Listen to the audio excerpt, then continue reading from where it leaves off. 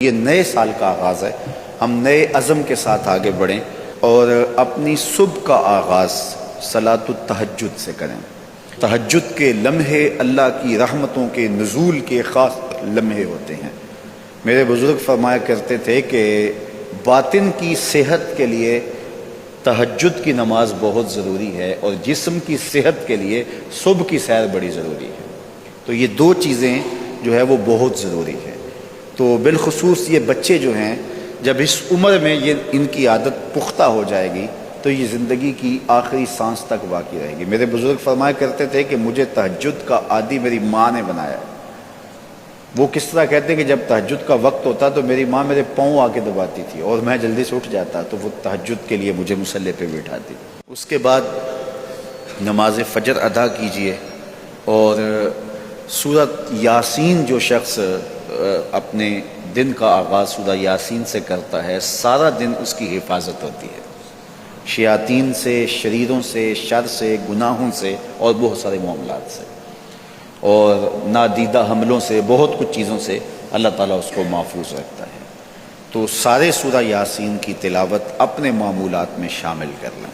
نماز فجر کی ادائیگی کے بعد آپ ہلکی پھلکی ورزش ضرور کیجئے۔ جو قوی مومن ہے، طاقتور مومن ہے، کمزور مومن کی نسبت اللہ کو زیادہ محبوب ہے۔ تو طاقتور مومن، قوی مومن، یہ مطلوب ہے شریعت کا اور یہ مقصود ہے شریعت کا۔ پھر سونے سے قبل سورۃ الملک ایک مرتبہ ضرور پڑھیے گا۔ جس طرح سورہ یاسین پڑھتے ہیں تو سارا دن آپ کی حفاظت رہتی ہے، اور سورہ ملک اگر پڑھتے ہیں تو ساری رات آپ کی حفاظت رہتی ہے۔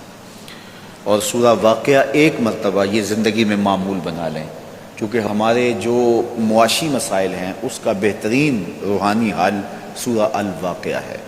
سورہ الواقعہ کی تلاوت کرنے والا کبھی بھی کنگال نہیں رہتا۔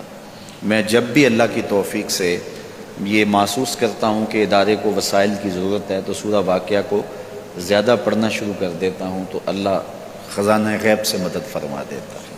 اور جب بھی کبھی میں چاہتا ہوں حرمین طیبین میں حاضری کے لیے تو سورہ واقعہ کی تلاوت میں لازمی کرتا ہوں، اس نیت سے کہ اللہ اس کی برکت سے، وہاں چونکہ 1,00,000 کے بدلے میں جو ہے وہ ثواب ہے، تاکہ جو ہے وہ زیادہ سے زیادہ اللہ تعالیٰ وسائل عطا فرمائے۔ تو یہ ساری جو بہاریں آپ کو نظر آ رہی ہیں، اس میں بہت سارا حصہ سورہ الواقعہ کا ہے۔ جس معاشرے میں ہم جی رہے ہیں یہ ناہموار معاشرہ ہے۔ یہ ہمارے خاندانی نظم ہو تو وہاں بھی عجیب سی بولی اور عجیب سی لینگویج ہوتی ہے، اور ہمارا دیہاتی کلچر بھی، ہمارا شہری کلچر بھی،